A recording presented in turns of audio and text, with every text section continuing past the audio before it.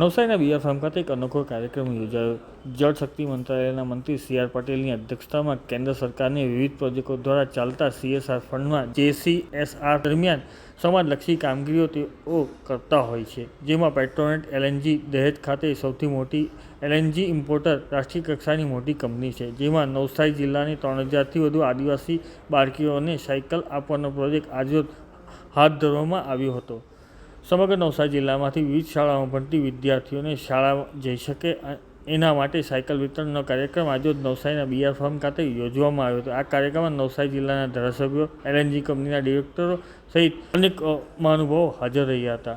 કેન્દ્રીય જળશક્તિ મંત્રી અને નવસારીના સાંસદ સી.આર. પટેલે પોતાના વક્તવ્યમાં જણાવ્યું હતું કે વડાપ્રધાન નરેન્દ્રભાઈ મોદી જ્યારે મુખ્યમંત્રી હતા ત્યારે ગ્રામ્ય વિસ્તારની બાળાઓને શાળાએ જવા માટે સાયકલ વિતરણ પ્રોજેક્ટ કર્યો હતો.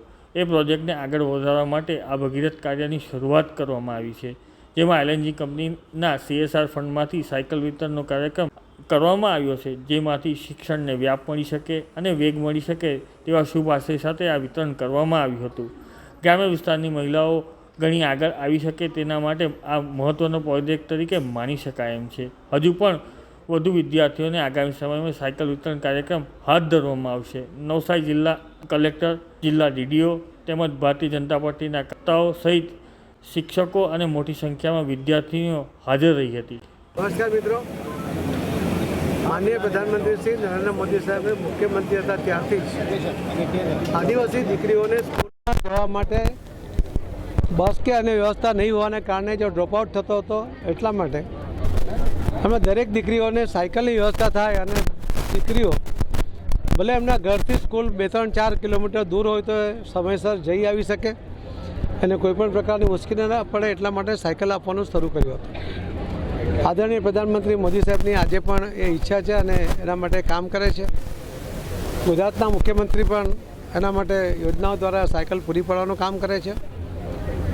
પરંતુ નવસારી સંસદીય મત વિસ્તારની અંદર પેટ્રોલિયમ મિનિસ્ટ્રી તરફથી એમના મંત્રી શ્રી હરદીપ પુરીજી એમને અમે રિક્વેસ્ટ કરી હતી. એમણે CSR ફંડમાંથી લગભગ 2.5 કરોડ જેવી માતબર રકમ ફાળવી આપી હતી અને એ રકમ તે વખતે ઇન્ડિપેન્ડન્ટ ડાયરેક્ટર તરીકે મુકાયેલા સુરતના માજી ડેપ્યુટી મેયર શ્રીમતી સુષ્માબેન એમણે આ વાતને ફોલોઅપ કરી હતી અને 2.5 કરોડ રૂપિયાની રકમ મળવાને કારણે આપણે એક સારી કન્ડિશનની મજબૂત સાયકલ આ દીકરીઓને આજે આપી છે. આ દીકરીઓ આ મજબૂત સાયકલ સાથે મજબૂત શિક્ષણ એ મેળવે અને એના દ્વારા સમાજને બી શિક્ષિત કરે, એમના કુટુંબને પણ શિક્ષિત કરે અને આખો સમાજ શિક્ષિત થાય. એના માટે દીકરીઓને શિક્ષિત કરવી અત્યંત આવશ્યક છે.